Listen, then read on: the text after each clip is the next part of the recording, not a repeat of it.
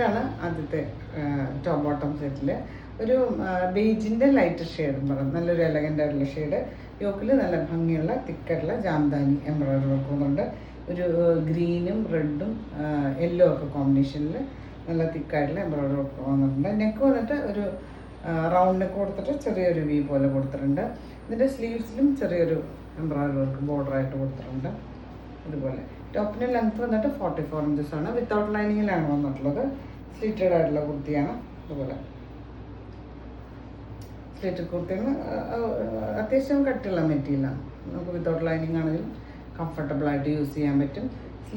സ്ലീവിൻ്റെ ലെങ്ത്ത് വന്നിട്ട് 17 ഇഞ്ചസ് ആണ്. നല്ല ലെങ്ത്തുള്ള സ്ലീവാണ് വന്നിട്ട്.